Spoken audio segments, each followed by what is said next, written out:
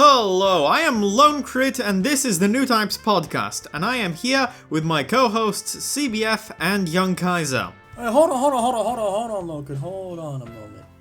Don't you see? Is that... Yeah, Isn't that the RX-78? CBF, before I see that... Isn't that even the white base?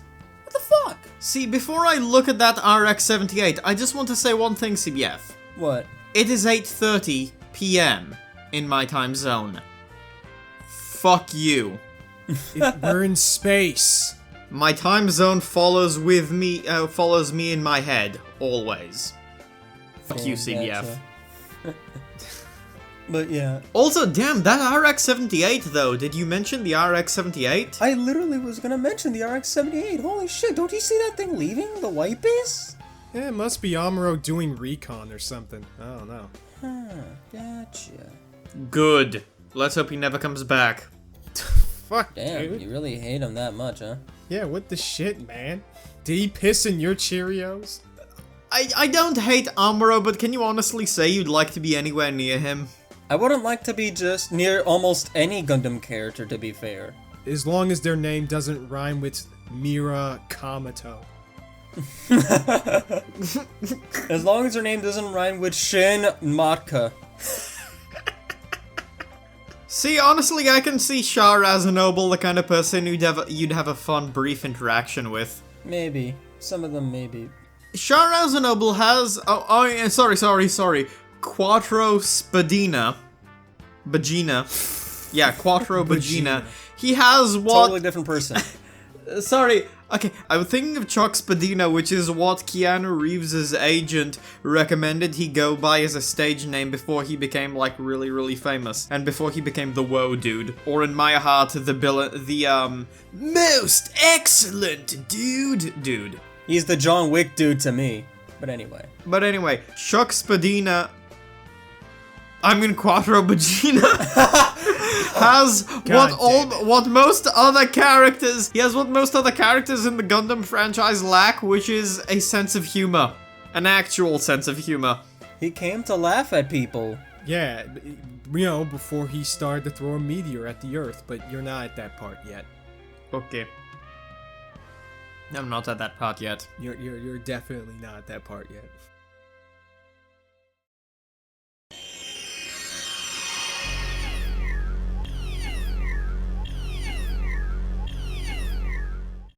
By the way, have any of you guys been watching Robo Arc? I mean, I was gonna start with the other genocidal maniacs, but yeah, let's get Arc out of the way, cause Arc was kinda... Oh my god. Hey, remember when we were supposed to bring Shapes along? But anyway, yeah, Arc was kind of a disappointment. It's kinda just meh, which is very disappointing. Yeah. Also, to be fair, I wanted to cover Arc only when it was done, but whatever. I mean, look, I know we promised that we would cover it once it's over, but like, I am up to date with the series right now, and I cannot stand this. I only made it to episode 2. Well, you didn't promise that you'd cover it only when it's over. I thought we agreed with him we'd cover it when it started. Yeah, well, that was under the assumption that it might be a movie. How did you think it was gonna be a movie? It already announced itself as a series. Yeah, it totally wasn't. And we were under the assumption that the first episode was a complete fluke of just bad directing and animation. Because good fucking god, dude. So what you're saying is that it's not as good as Get a Robo Armageddon. Not even close. Duh. It's more or less around the level of the 1974 anime.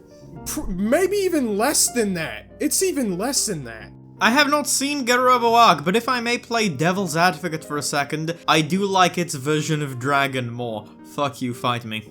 I haven't actually heard the original, but the OP and ED are fine. I mean, Dragon is just dope in general. It's just everything else aside from the voice acting, because the voice acting's also pretty good. Andrea Managare's son talking about how massive his balls are. Yes! Yeah. They do have our sense of humor about big dicks and big balls, but yeah. As every man of culture should. Of course, what kind of culture is the question, but... We don't want to focus on that. weeb culture, the worst subculture of them all, barring K-pop. Well, J-pop, it can also be pretty iffy. But, like, the issue with art... What about Star vs. the Forces of Evil fans? She-Ra fans, that's what I meant. They're nowhere near as bad as Ruby fans, or Steven Universe fans, or Hero Academia fans. Oh, let's not go into those fuckers. Oh god, no, not the My Hero Academia fans. Fuck mainstream fandoms, but anyway, back to Arc. Yeah, before we get cancelled, back to Arc. Like, the freaking, what was it? Like, I'm not saying that, oh, we should have had something as good as Arc, man. We should have all this great animation. No, I'm not that guy. I'm not that guy. In Armageddon, yes. I'm not that dude who wants everything to be the same as it was before, okay? I understand this is basically just a baby E-list studio doing this shit. I understand. If we had just had around a similar quality to New Getter Robo or even the Shin vs. Neo movie, I would be completely fucking fine with it. Or change Getter Robo. No, change is Armageddon. I knew that, I was just hoping to trip you up. You ain't catching me with that bullshit. Yeah, but unfortunately, Getter Robo Arc is kind of very airy and weird, and has very bad production values. You're very airy and weird. No, you. Yeah, you watch My Hero Season 4 alone, Crit, you're more airy. Get fucked. But yeah, Getter Robo Arc's visuals are really bad. You did not just say that to me. You bastard. The visuals of Getter Robo Arc are really bad. The CG for the mechs is very iffy, so they makes the battles floaty and nowhere near intense. They look dirty, don't they? You showed some of that to me and it looks, well, I have not seen the anime and I have not read the manga, but I have seen some bits of the manga and those bits of the manga look very, very cool. Too bad the anime doesn't look nearly as good. And then, sadly, even the 2D elements, they feel... The art style is very, like, doughy. All the faces are, like, round and stretched out. And that's when they're on model, when they're not often on model. Oh my god. Everybody and their mother looks like a fucking potato. Yeah. And I'm guessing you mean not in the Kino's Journey 2003 way. No, I wish. That's the best potato show. Yes, but here's an example, right? So like the villains in this show basically are like the extension of the Hyaki Empire that appeared in Getter Robo G, which are basically space humanoid aliens that wanted to destroy the Getter. That's basically their whole deal. And the Lizard Empire are also there. True, but these guys are insects. Like bees. Yeah, they're techno-organic aliens. Why did you say it like that? What do you mean say it like what? Okay. Moving on. What the fuck, CBF? Is that your what are you trying to say, CBF? Are you trying to say that you want Jerry Seinfeld in the dub of the show? I don't understand. I would, you know what? That would be the only thing that makes this shit entertaining, dude. I don't know about you. What's the deal with this animation? The presentation is just stilted a lot of the time. Sometimes there's some funny jokes and character banter, but it feels very awkward and restrained. Like they have something fun that they want to bring the spirit out with, but they're not quite. But they don't have enough time or even like any of like the actual talent to do it. How are Ryoma's son and the half member of the Lizard Kingdom? Because I know about the third guy, he's Benkei, I mean Musashi, I mean Potato Man, but I don't know about the other two. I mean, I've heard really good things about them. They're so far like as brash as you'd come to expect. They're fine. There's some funny moments like when Ryoma's son is getting like hounded by the jealous D2 pilots, and then he just starts a fight, and in mid-fight, as the Lizard Man is walking off, and he cuts one of their heads off with his bare hands. What's the maneuver called? Like clothesline him almost and drags him just to get him into the fight so someone else can punch him, and everyone just keeps brawling. That was funny. Right, and then like there was this other, and then like during that whole thing, the freaking dinosaur dude, I forget his name for some reason at this point, was walking away, trying to get away from the stupidity, and then Takuma was fighting somebody from the other team, and he accidentally knocked dinosaur guy over, and he's just so pissed that he starts fighting too. Yeah, that's what I said, yeah. You know, for a guy that really doesn't like the show, you sure seem to like some stuff about it. I like the original material, dipshit. And it's not like the dumpster fire show, it's just that it's sometimes has funny moments, but it's otherwise just mediocre. No, because, like, here's the thing. Before I go into my example about the animation, Get a Robo, generally speaking, it's big dick, not big brain, okay? You know? You don't need a super high IQ to understand Get a Robo. Correction, Ryoma is big dick, Hayato is big brain. True, but not in the sense that the whole show is. The thing is that the show greatly benefits from the actual fucking, you know, visual spectacle of the whole thing. Like, for example, right, in Arc, there's this scene, because, like, the villains, the major villains anyways, are often styled by ancient Japanese and Buddhist iconography and gods and shit, because Ishikawa is just that much of a Chad. So like the Oni. Yes, but this one was more based off like a sort of, more of a divine deity sort of thing. So he was riding on the bees, and the faux Get-a-Robo G's are about to fight him, right? And then... We were about to go full Nicolas Cage, not the bees. Yeah, they were about to go full Nicolas Cage on this motherfucker, but then he apparently disguised himself as one of the Get-a-Robos that were about to fight him and started killing the motherfuckers. The thing is, when he breaks the disguise and starts like slashing at him, he's in 2D while the rest are in 3D, and it's the most jank shit you could possibly imagine. Ew. I am not making this up. It looks even weird because, like, everybody in the show, but basically his design have, like, these fucking baggy pants and they whirl around everywhere. It just looks fucking choppy as hell. For reference, I only caught up to episode 2 by this point. I haven't actually seen 3 and 4. That sounds yikes. Oh, we didn't talk about the first two. We didn't talk about the first two as well. Remember that scene where, like, that freaking insect monster, like, struck lightning and was about to fight, you know, Takuma and the others, and just, like... I already don't remember. Yeah, right, that is the greatest sin that this anime could possibly commit, especially in regards to Ishikawa's memory. Is that sin being boring? Ugly and boring. Yes, ugly, boring, uninspired bullshit. That's sad. That's terrible.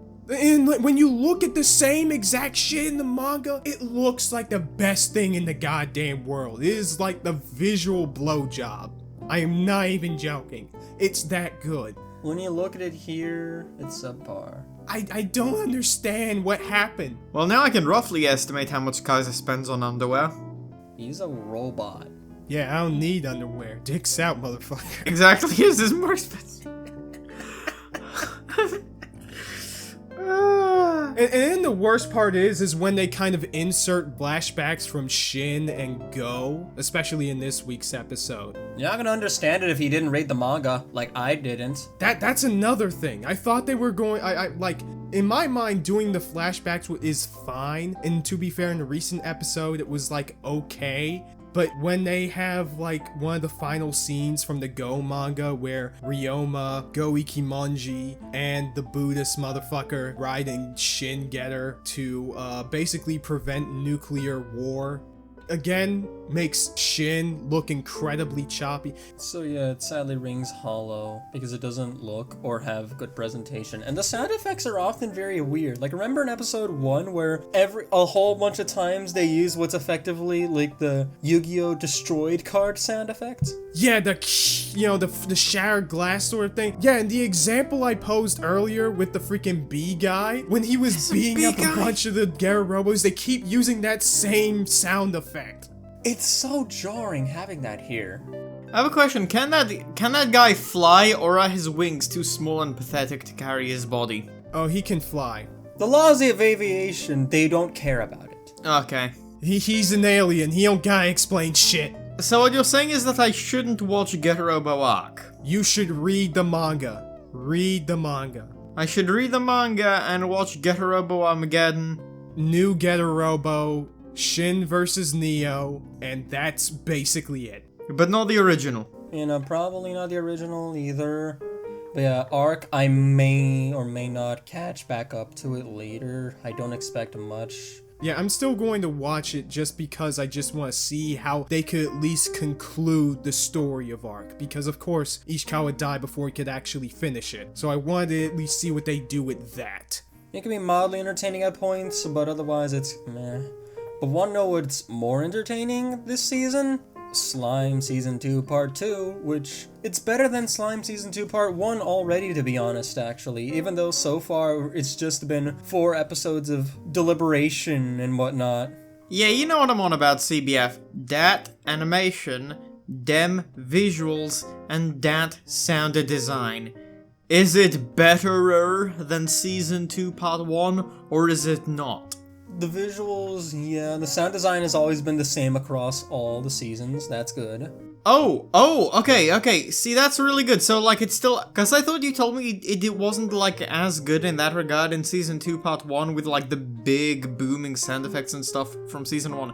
No, it's more so just the visuals that are sometimes a bit more inconsistent in Part 1. Okay, because, you know, when we're not trapped in a spaceship like now, I normally have, like, these really good speakers, and they do a really, really good job of creating that, like, bass-heavy booming effect. So do my headphones, actually. You love them subwoofers, don't you? Also, it's bass, motherfucker, not bass. CBF, get the right equipment, you will see. It really makes the difference. Gotcha. But yeah, I actually did really like the ending of Part 1 where Veldora came back after everyone was already resurrected. Because Veldora is such a fun big bro lazy Chad. Yeah, Veldora is best girl in this anime so far. I love pretty much every scene with him. Veldora is so much more likable than his introduction when he was very tsundere and it was kind of embarrassing to watch. I actually found that kind of funny, but yeah, he's still funny here. And also Raminis came back and it's hilarious. She's such like a gloriously dumb, egotistical brat. And the funniest part was when she's like, Veldora came back? What a noob. I beat that guy in one shot at some point and just starts having the cutest, dumb, airhead laugh, like egotistical laugh of all time. And then she sees him and faints. Right. Oh my god, I love that. Just talking shit to the guys just right next to him. But yeah, and stuff like that, and also, like, remember when at the end of Part 1, after, like, Shion came back to life, friggin' Benimaru was... Have you gotten to the second genocide yet? No. I'm just fucking with you, that's not a thing, I think. Okay, I thought you were about to pull out some light novel shit. But yeah, just like Benimaru was like, hey, I know what we're gonna use as our secret code. Shion's cooking sucks. And then after he tries to get Rimuru to recite it, he's like, nah, that's what you wanted me to say, you dumb bitch. No, the real password is women can't cook. Okay, guys, maybe give it a rest. I don't want this podcast to be uploaded and then people to take you two to the police for sexual assault. So can you please like... Okay. What the fuck are you talking about? I'll dampen my misogyny functions. What I mean to say is that somebody's gonna accuse you of ear rape. Right, but yeah, and then that's a whole big thing, and then in Part 2, they're both still stuck there eating, and he's like, no, fuck you, why you drag me into this shit? And except now her cooking's good, because she could just manipulate reality itself. Man, what a cool power. Yeah, it really is. Okay, guys, I think we have to acknowledge for a second that is objectively the best power. Like, imagine if you're a bodybuilder and you have that ability, right? Oh, yeah. Technically, it's localized to making food. You can make it taste however you want and feel however you want it to feel. And I'm really sad that episode 4 kind of glossed over this, but when she was torturing the prisoners and whatnot, she basically made them eat something and it mutated them to like body horror nightmares. Yeah. While trying to interrogate and beat up the king. I don't remember this from the manga. Yeah, I don't think that was in the manga either. Apparently that happened, but they just kind of reference it in passing, sadly. I really wanted to see that. Oh, and also, speaking of Ramirez, or what's her name? The Demon Lord fairy thing. Rami something annoying bitch. She's fun. Sure. Tinkerbell. Let's call her... Yes. Let's call her Cunty Bell. Yes.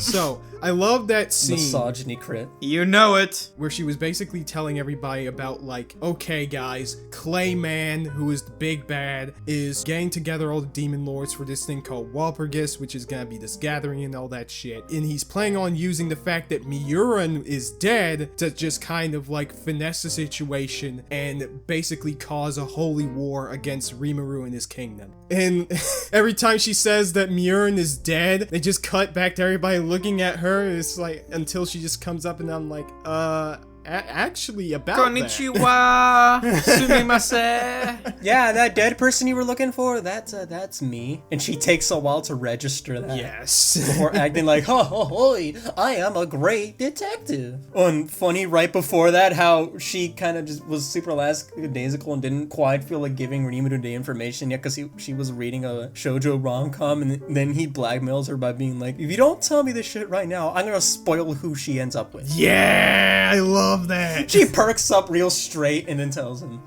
I mean, I'm sure we've all read that one really good manga. For me, that was Pluto. Same. I really love it. Oh, wait. And Record of a Fallen Vampire. That too. That is what I expect Paradise Kiss to be when I read it soon. I actually got the manga somewhere. I really wonder if you'd like Record of a Fallen Vampire, CBF. I think you may, actually. Record is so fucking good. You might not always be into the art, but definitely the story's pretty good. Oh, dude, I love the art. I wonder if CBF would think that they lay it on too thick with the tragedy. Maybe. I'm very prone to thinking that about a lot of things. I mean, it is a vampire story, and they always kind of do that, so nothing too new. Honestly, I think CBF would stan Akabara. I mean, we all should, really, because he is the greatest. Damn straight. He is the best. Akabara did nothing wrong. But yeah, looking forward to more stuff with Clayman and his bantering relationship with the other, like, clown guys. That was interesting to see. Just looking forward to see how this plays up, because I hope it doesn't get to the gaudy moments like part 1 did. That kind of made it a little weaker than season 2 than it's been so far. I really love the whole thing between Clayman and the Clown Party. Just all of their interactions, they really feel like a cohesive group. And you get to see more later how they really do care about each other. That's good to see. Honestly, imagine having a villain written like Clayman, and then they actually give a shit about people and people give a shit about them. Slime Isekai really does manage with Clayman to like have its cake and eat it too, where it has that kind of manipulative villain that treats everybody like a tool, but then it also has more than one person that's close to them. It has that stratification going on. Yeah, it basically does what so many, like, Western cartoons did in the early 2010s with their villains, but actually did it right.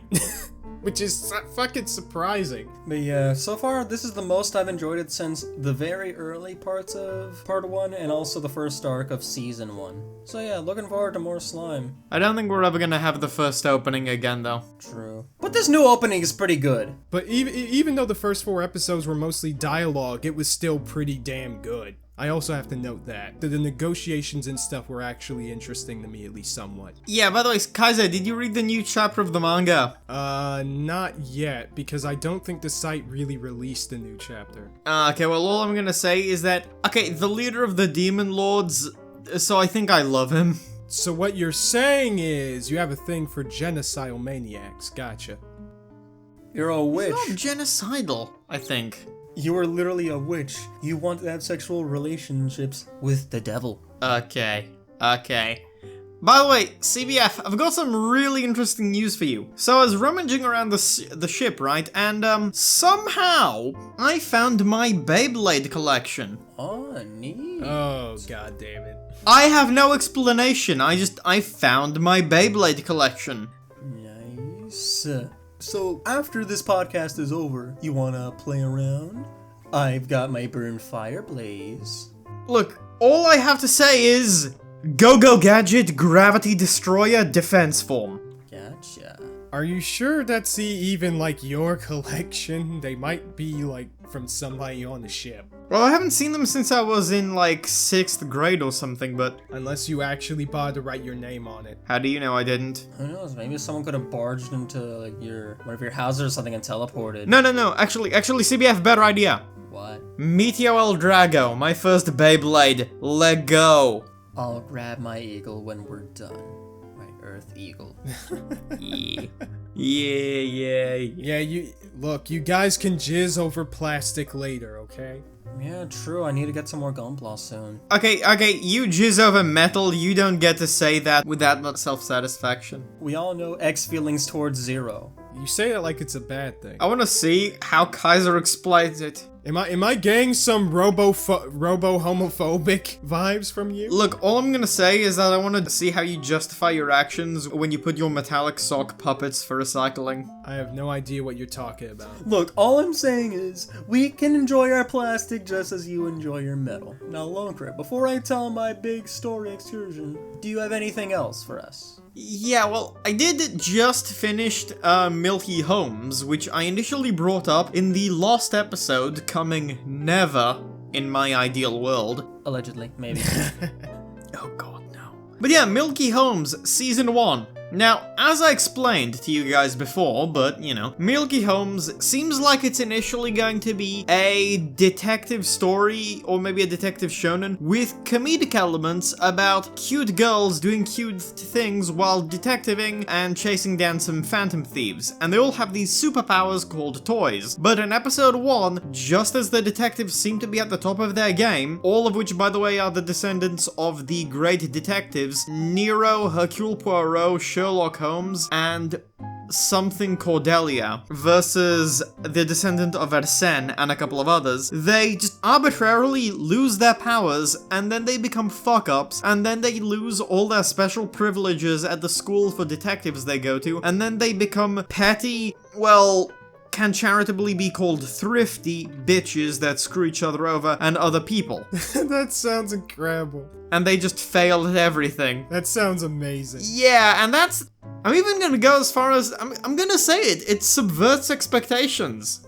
Okay, Ryan Johnson. Oh my, listen. Yeah, Ryan Johnson. Well, I mean... Yeah, Lone Crit Johnson. Well, I mean, that's the setup. You expect there's gonna be cute girls doing cute things with superpowers, and then they lose the superpowers, they become bitches, and then all of the Phantom Thieves disguise themselves as faculty members of their school, including a classmate, an exhibitionist teacher, a caretaker/cook, and a student council president, all in the hopes of sort of nurturing the Milky Holmes gang back to the top of their game, because, in particular, Arsène feels really bad for them and really wants some rivals, and as a result, counterintuitively, they're doing less criminaling. It's just like Batman and the Joker. Part of the fun is having the rival to try to stop them. They are basically how fans of Death Note felt when L died. Oof. To be fair, Death Note was already going to shit by then anyway. True. So at the end of season 1, it becomes very apparent that the rest of the thieves were just making sure that the Milky Holmes gang is well and truly defeated and screwed over, and only Arsène, disguised as the student council president, wanted them to actually become powerful again. Something that I thought the other Phantom Thieves already knew the whole time, but I guess not. Do you mind explaining to me why, like, they allowed an exhibitionist to the school? A hot exhibitionist. Well, he's got very pointy nipples, Kaiser. Oh no, never mind. I was thinking of picking Arsène. Never mind. Yeah, you wish, CBF. Is there something you want to tell us, CBF? Oh, by the way, there's this one hilarious scene at the ending of the show where the detective club recognize Arsène as the president when they regain their powers, and Milky Holmes is going for the big final attack against Arsène when their powers are at their absolute peak, but then Holmes goes like a little further than she expects and bumps into her breasts, and this has happened so many times in the show that she recognizes that jiggle and that bounce and discerns her true identity. Huh. Oh my god. And then the fight is called off because she refuses to fight the student council president, and then Arsène doesn't get what she wants, and then she has to start making excuses. Wow. That sounds great. Why has nobody talked about this show? Well, I mean, some people have, but thing is, I have discovered something about myself watching the show. I am a pedophile. It's the only way you can. Well, well, okay. I like a show about cute girls doing cute things. What other explanation or conclusion could there possibly be? Oh no. Alright, well, that clears it up. Send them to jail. Send them out of the airlock. Yeah, like watching anime about cute girls doing cute things, you are a pedophile, and obviously one does not generally mention that they are a pedophile except to close friends, and therefore one would not say that they like Milky Holmes. That's logic of some kind. Yeah, just like how it is, the only way that you can watch violent anime is if you're an actual psychopath. That's just how it works, okay? It's just how it is. Yeah, totally. Same for like playing violent video games. I mean, you do have to be a psychopath to like Magical Girl Sight. On a relative note, I like Magical Girl Sight. Okay, weirdo. I'm one of the only people that likes that show. Alright, any more confessions you need to make before we send you to the airlock? For a second I thought you were gonna say the Shadow Realm. No, that's you, Neutron's job. You're going to the Shadow Realm, Jimbo. Okay, Jimbo. Let's just write fuck. I can't remember the quote offhand. But that was a funny day. That was a funny thing. Yeah, the quote is, "You're going to the Shadow Realm now, Jimbo." No, it's just down the street, right next to the Chick-fil-A. I love it. I love. Oh my god. So in Milky Holmes, you expect the show to be one thing, and then it goes the complete opposite route and just has the characters be pathetic and screwing each other over and screwing other people over and making everything worse and perpetually going from bad to worse. So like the Konosuba cast. Yeah, kinda. Honestly, tone and style-wise, it reminds me a lot of Kaito Joker, called Mysterious Joker in English. It was on Disney XD at one point in time, at least seasons 1 and 2. A show that I personally really like. The kind of style and flair and very... how should I say this? Very childish humor reminds me of Kaito Joker, but Milky Holmes has a more adult flair, not mature, adult, such as regarding sexual content, stuff like that kind of juxtaposes the appearances of the show, which is another place the comedy comes from. The show itself, so far, is actually, it's good to pretty decent. I wouldn't call it great, because, a lot of the characters are very simple, like very one track and very repetitive, and there's only so much you can get out of that a lot of the time. Like when characters just linger, it'll be the same shtick. The exhibitionist guy will always be stripping and always going on about how beautiful he is, and the Phantom Thieves will always be fighting in similar ways, and like Hercule Poirot's descendant will always be like, guys, I think we should do this, and all of the other girls will be extra frivolous. Just that regard, it's very repetitive, so it relies a lot on the scenarios and other like more episodic peripheral characters and just some of the bizarro setups. So that kind of, I feel, limits its comedic potential, because CBF, as you've seen with Konosuba, the characters are more fleshed out there, which is why comedy-wise you just get like a lot more mileage out of them. Yeah. What are the Konosuba cast? You barely get much mileage out of them at all. Really? I think I To be fair, I also just hate most of them, but that's a topic for another day. It helps that the scenarios are a lot more outlandish, but what Milky Holmes lacks in complexity, it makes up for to some extent in just bizarroness. Like the first time Arsene encounters one of the Phantom Thieves, she uses her power, the Toys of Resplendence, to create an illusion wherein which it's that bit at the end of Evangelion with the Ayanami's face in the lake, except it's with Arsene's face. That's great. Or there's one episode where Arsene, as the student council president, gets sick, and so her toys goes out of control and sends everybody to an illusion world, and it's basically like they're tripping balls. Because of course they do. And that's only the second half of the episode. The first is the girls being sick and the president taking care of them, and just that bizarroness. Gotcha. Oh, there's also one episode where two girls, because the main gang's cat looks like the guy that played around with them and dumped them, they want to kidnap the cat because, again, it looks like their ex, so they can snip its balls off. What the fuck?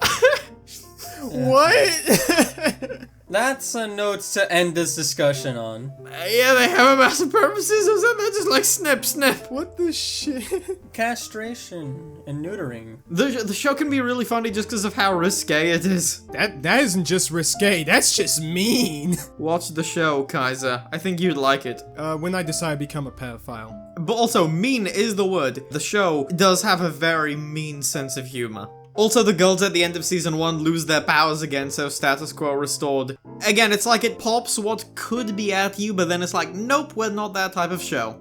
Oh, also then the student council president gets extremely triggered. Anyways, before I get as triggered, I do have some exploits to share with you guys. Because, in the movie theater that apparently was in the ship, I watched Fate Stay Night, Heaven's Feel 3, Spring Song. That's a long-ass title. How familiar are you guys with Fate? Very little. I watched all of the original Dean Fate Stay Night, and I think 2 episodes of Fate Zero, and I watched Giguk's video on it. The first one, not the second one. Okay, I watched that video. I've seen the Dean Fate Stay Night. I've seen Zero. Both of those a very long time ago. So you know the greatness of massive CGI dragon. Yes. And I watched the abridged series of Unlimited Blade Works by Project Mouthwash. Great abridged series, by the way. Yes, that abridged series is great. Lone Crit, if you're interested, it's featuring the same people from Something Witty Entertainment that did the SAO one. That's really good, but I would prefer to see an abridge of the Dean one, because that one is just lunacy. Fate in general is just lunacy. Actually, one of the worst anime I've ever seen. Oof. But wait, really? Damn. Yes. The Dean Fate Stay Night is awful. I don't really remember it very much. Haven't bothered seeing it. I've seen UBW, the movie and the show. Both are trash. I've seen Zero, which is good. I've seen a whole bunch of other shit, and including Heaven's Feel, the trilogy. Oh, I almost forgot. I also saw Apocrypha. Of course you did. That one's bad too. Yes, that one was terrible. Yeah, but it has cool openings. True, but so does UBW, and that one's bad too. You're bad too. I'm good. Electric Boogaloo. But yeah, the Heaven's Feel trilogy is by far Shido's best showing. Instead of trying to be like, oh, I'm Archer, fuck you, your ideals are stupid because I'm a cynic and I've seen what you've become because I'm you from the future. It's basically just about testing Shido's morality and how, as Sakura just gets further into the deep end, how far he's willing to go for her, even if it means discarding the whole hero of justice thing that he adopted from Kiritsugu. And honestly, it's just so much cooler in general. The visuals are some of the best the studios put out, especially in the films 2 and 3 when they have like really fun like dream sequences and moments where you see stuff like masking techniques, really cool use of dynamic camera angles in a 3D environment, whole bunch of stuff. Sometimes the dialogue can be as bad as you would expect from Fate to be sometimes, like with when Sakura actually just snaps and goes evil at the end of movie 2 all throughout movie 3, because she has been through so damn much. In Zero, she was thrown into a pit of crest worms to just rot there constantly. Yeah, I remember that. I remember that too. And then she's still being abused by her brother and stuff. At some point, he tries to rape her again. She decapitates him straight up, and then just goes dark Sakura mode. Wait a sec. CBF, try and realize the words that just came out of your mouth. That is what happened. So, there are a couple of issues I take here. First, he abuses her. Second, he tries to rape her. Thirdly, again. Fourthly, she decapitates him. Again. Yeah, she just friggin' decapitates him. She's had enough of the world's bullshit, and she just goes full dark mode with the corrupted grail. The very few things that I remember about like the Fate series in general, especially like the original visual novel from what was explained to me, is that her brother is like a real piece of shit for practically no reason. He always is, yeah. Understatement. He is vile and pathetic. That's his character. His character is I am piece of shit and I am coward. Yes. At least that's what it was in Fate Stay Night. That's in all 3 routes. I don't know, I'd say abusing your sister is pretty quirky, you know? Cute Daffy Duck meme of, those are just quirks! CBF, why are you quoting the protagonist of Ryu of Healer Hero? Anyway, back to Shido, because the whole concept of the Holy Grail War, you know, the whole like, 7 teams, 1 human master just summoning a servant, that gets thrown on its head because the Grail has already been corrupted, so now things get all glitchy and everything goes wrong. Because of course they do. And now everyone's getting eaten. In movie 2, an entire population is physically engulfed by a shadow. blackout and everything. So what you're saying is they can't blame it on a gas leak. I remember that shit too. But yeah, and then fucking there's the whole like greater assassin thing that Wait, what? Lancer puts up a really good fight against. Wait, greater assassin? What? Yeah, it's convoluted. Did they blame it on a gas leak in Fate Stay Night? I don't think so. But anyway... No, like, it's a joke from the visual novels, it's fine. Oh, okay. 10 people died today. Scientists theorize it was the wind. But anyway, things get so crazy. You know Saber, the main girl from Dean Stay Night? Everybody knows her. She gets corrupted and turned into Saber Alter, or as we all call her, Salter. Salter.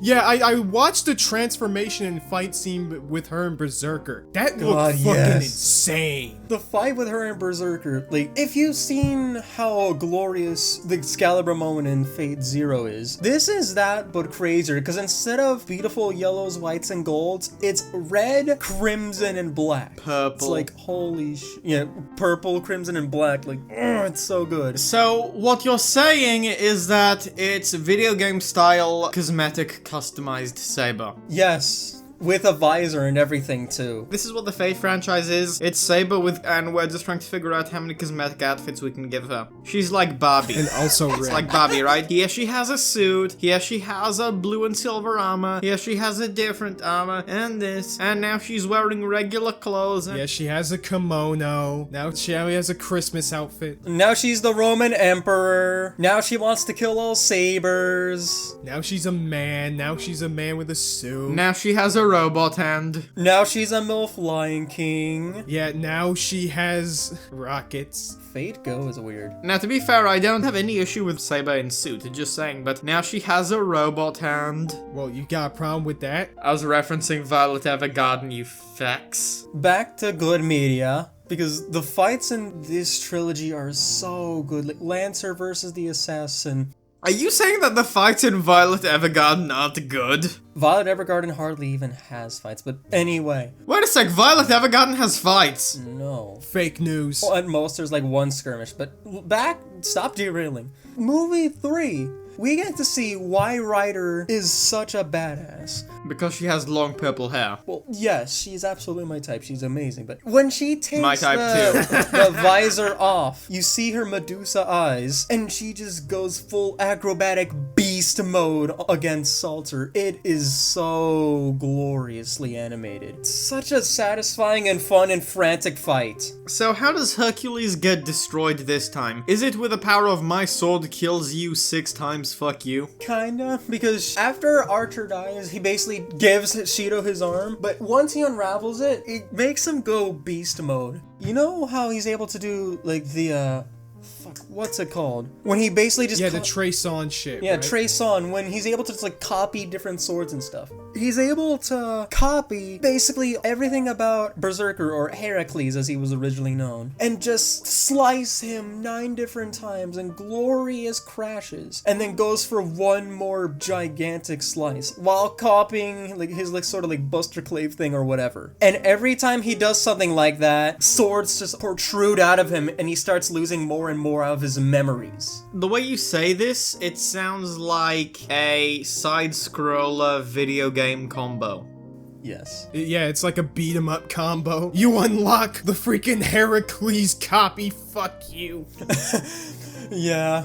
It's so weird, because I'm just thinking back to what power Shiro had in the original show. I still don't remember how he actually won there. Maybe I should get back into Fate and just watch Fate Zero. Oh, I'm definitely going to try to get back into Fate Fate. Zero's good. That one has Kiritsugu, and Kiritsugu and a whole bunch of other characters like Bro Skandar are cool. The thing is, I don't know if I'm really interested in that type of character right now. I'd much rather go for somebody like how Shiro was initially portrayed to be in Stay Night. Not like the more realistic angle, but kind of the plucky underdog that has to utilize creativity. Because his power to enhance things in the original, that was interesting. He has those in all 3 routes, but he eventually just evolves it into being able to copy anything. to the extent and durability of it. Well, see, that's ridiculous, but I want to see something like that utilized creatively, you know? I mean, yeah, it probably does, because from what I remember, how it's explained is that, because, like, I think how it works in Fate, I guess, you have, like, different affinities for magic. Yeah, and Shiro's is enhancement. Yes. Well, not just that, but also, like, his spirit is sword. He's the bone of his sword, yes. Yeah, he had Avalon, which is, like, I don't know, the sheath of Saber's Excalibur inside of his body, or some shit like that.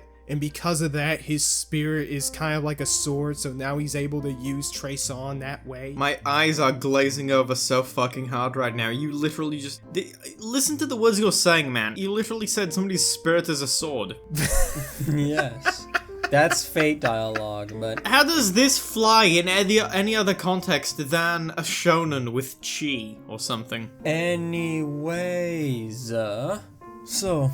Again, honestly, he's actually kind of compelling because he actually starts losing everything and everyone for a while. After having sex with Sakura, eventually, she kind of just goes off the deep end because of everything that's happened to her. And so he has to team up with badass Kire Kotomine, the evil priest man, to like save her and the whole bunch of other people. And Rin, who actually kind of also feels like she has to kill her because, you know, they were sisters, but they were separated. Okay, is Rin's romantic interest in Shiro justified this time? That's what UBW is for. If nothing else, UBW has a pretty fun romance. But here, it's Sakura's route. Especially the abridged version. The abridged version is great. The original UBW is good too, in that regard. Well, I think we can all agree just Rin best girl. Yeah. Yes, but anyway, she also has the best fashion. Yes. The fucking drip in the series is amazing. Her fashion and the fashion she gives everyone in the Heaven's Feel movies are great, but again, it's the cinematic presentation of everything, and just how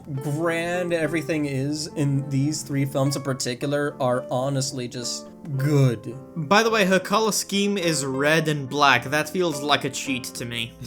Yes. But yeah, these movies are absolute spectacles. Movie 3 in particular just goes bonkers with some of the fights. That we get moments with Kire just being cool, citing an epic prayer as he deals with Zoken, who has been kind of just masterminding everything. Again, Salter versus Ryder and Shiro. Okay, tell me something, CBF. How does this compare to the unlimited budget works memes? It looks even better. The CGI is better, no weird awkward moments. Yay! I actually think that the UBW art style was better, but this is a movie budget we're talking about here compared to a series. They flex it. The dynamic camera angles are so grand this time around. The fights are just so glorious. Like, everything, even the environments are pretty. Like in movie 3, when we have to get a sword for Rin to use that can basically counter Dark Sakura. Because of course it can. Honestly, her whole plot with Sakura was actually kind of compelling as well. Okay, Sakura actually being compelling, that's news to me. Yeah. I know, right? We also have Shido's fight against Kiri at the end, Again? which is like a fun slugfest. And I actually kind of felt bad because there's Elia, who is supposed to be like the greater Grail vessel. At some point, they'd sort of like adopt a like brother-sister dynamic.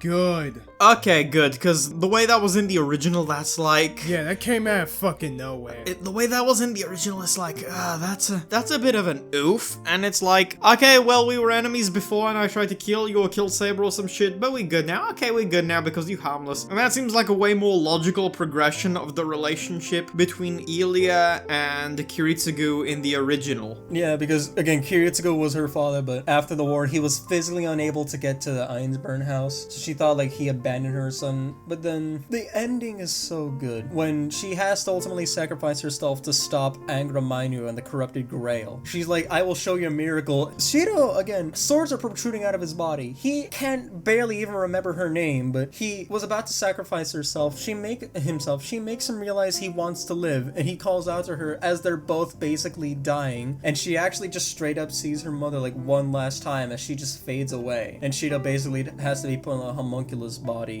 I see. With the last remaining mana power from the pendant Rin saved his life with. You're making me want to really watch Fate Zero right now. Yeah, I need to rewatch the whole series in general because like even though a lot of this stuff varies in quality, I definitely love a lot of the premise and shit that goes on in the Nasuverse in general. It's ridiculous, it's convoluted, but when moments are awesome, they are awesome. They are fucking And again, clean. Shiro's journey is kind of sad here, even though he eventually gets a happy ending with his lover Sakura at the end. Spoilers? Yeah, don't want to spoil the waifu war, right? This whole thing has been spoilers, but anyway. Oh man. Imagine, you're getting swords protruding out of your body constantly. You're losing your memories of everyone you love. You eventually lose your body and have to sort of like be reincarnated. That sounds like a typical Friday night.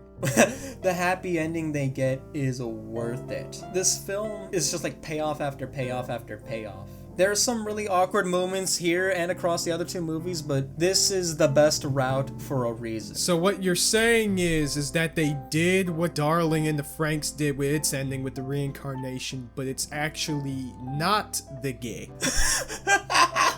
Fuck you and fuck Franks.